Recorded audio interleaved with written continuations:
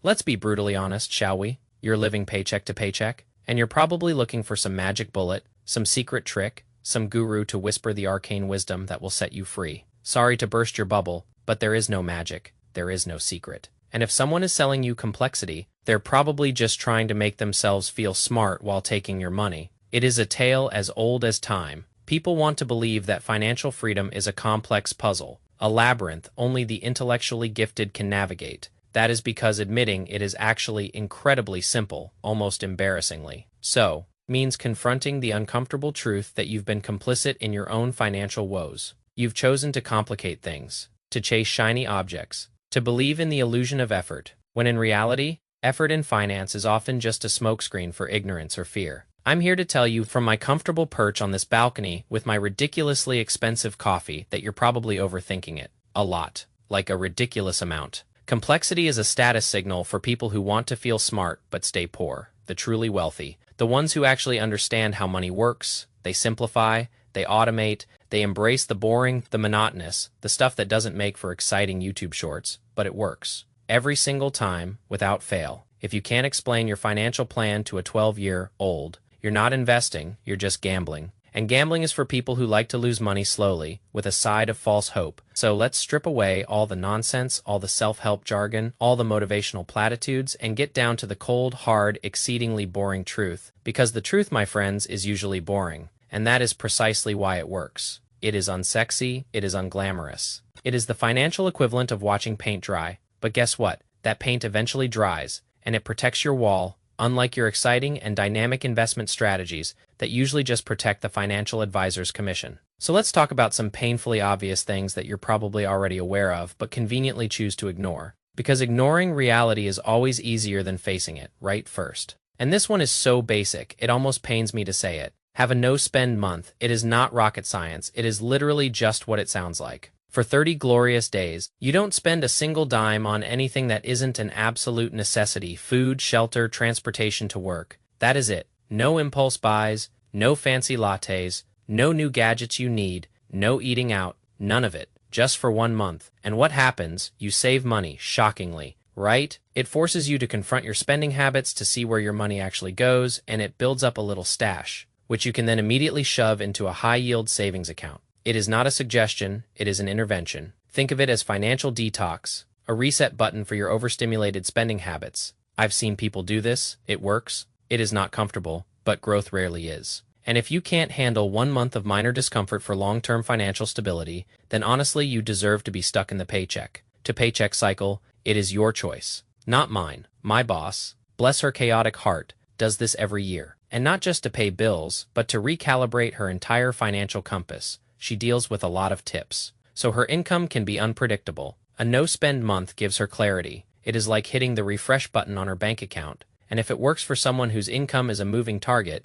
it can certainly work for your predictable 9-to-5 salary. It might sound a little extreme, a little crazy even, but crazy is often just a synonym for effective when you're talking about breaking bad habits. So try it or don't, but don't come crying to me when you're still wondering where all your money went. Second, automate your savings. This isn't a suggestion, it is a non-negotiable. The moment your paycheck hits your account, a portion of it, whatever you can reasonably afford, should be whisked away into a separate savings account, automatically before you even see it, before you have a chance to rationalize spending it on something utterly pointless. This isn't about willpower. It is about eliminating the need for willpower, because willpower, much like your motivation to hit the gym, is finite and unreliable. If the money isn't there, you can't spend it. Simple as that. It's a passive defense mechanism against your own worst financial instincts, and it does two incredibly powerful things. It curbs lifestyle inflation, which we'll get to in a minute, and it forces you to live with less money available for immediate gratification. It is like a tiny little financial diet that you're always on. You get used to it, you adapt,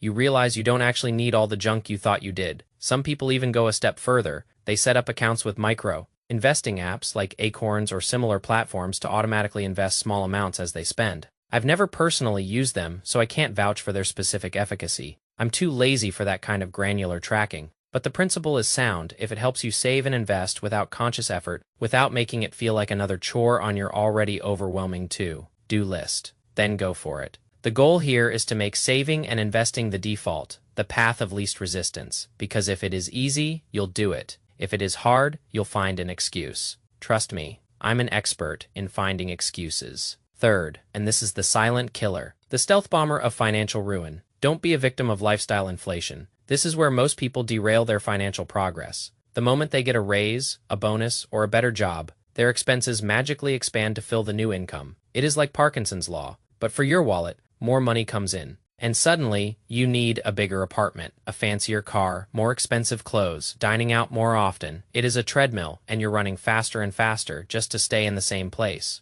Or worse, to fall further behind. Just because you make more money does not, I repeat, does not mean you need to spend more money. It is that simple, yet it is incredibly difficult for most people to resist, because consumerism whispers sweet nothings in your ear, telling you that you deserve all these things, that you've earned them, that they're a reward for your hard work. Newsflash, the only reward for hard work that truly matters is financial freedom. And you won't get there by upgrading your lifestyle every time your income ticks up. Instead, when your income increases, redirect that extra money directly into savings, directly into investments, directly into debt repayment. Break the cycle, consciously, deliberately. Refuse to let your desires expand to meet your means. Live below your means, significantly below your means, until your means are so substantial that lifestyle inflation becomes irrelevant. Which for most people means never pay off your debt. I know.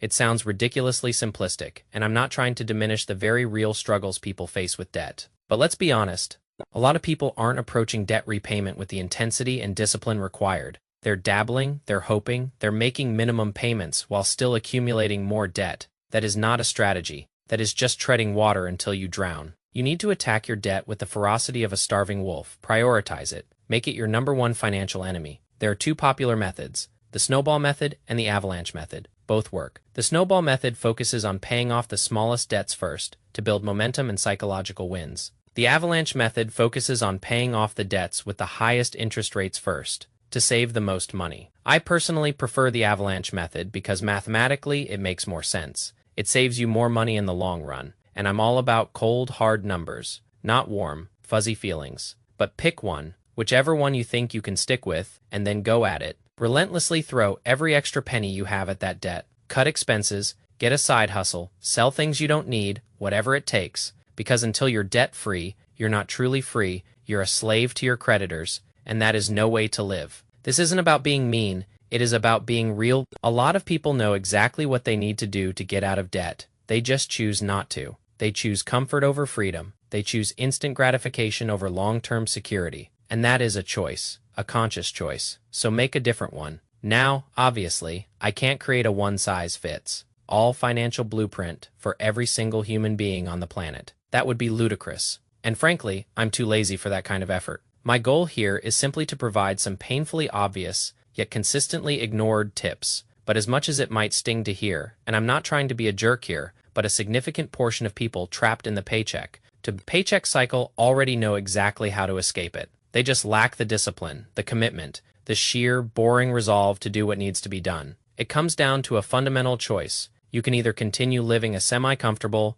paycheck-to-paycheck existence, forever beholden to your next income stream, or you can endure a period of relative discomfort, a short-term struggle, to achieve long-term financial independence. You have to pick your poison, frankly. Living a little crappy for a while to get ahead sounds infinitely better than living a little comfortable forever. Trapped, but I do understand that there are genuine struggles for the select few who are genuinely trying their absolute best and simply don't earn enough to make ends meet. Despite their most diligent efforts, I truly wish you the best of luck. I'm genuinely rooting for you. You're playing a different game, and my general advice might not apply. But for the rest of you, the ones who are just making excuses, the ones who are looking for a shortcut that doesn't exist, it is time to wake up. It is time to get uncomfortable. It is time to embrace the boring, the monotonous, the painfully obvious path to financial freedom. Because that, my friends, is the only path that actually works. And now for a slightly different topic. I was originally planning to make this video into a short, as I typically plan to use shorts on my channel for quick, digestible explanations of financial concepts, like expense ratios or price-to-earnings ratios. The idea was to offer these concise, bite-sized lessons, but when I was recording this particular video, trying to keep it quick and to the point, I found myself speaking too fast. It felt rushed, robotic, like I was just reading off a script with no real emotion or personal connection. I couldn't weave in examples or relate it to my own experiences, and honestly, I sat there for a good 10 minutes, staring at my ceiling, Wondering if shorts even align with the casual, conversational style of my channel. You know, the old school commentary vibe. I don't want to betray the expectations of anyone who might actually watch this, but I also see the value in offering quick tips and explanations without having to stretch everything into a long-form video. So tell me, in the comments if anyone's actually made it this far, what do you think? Should I consider incorporating shorts, or should I stick to the longer format? I'm genuinely curious about your thoughts on this, because ultimately it is about delivering content in a way that resonates with you all without wasting your time or mine, for the sake of an arbitrary video length.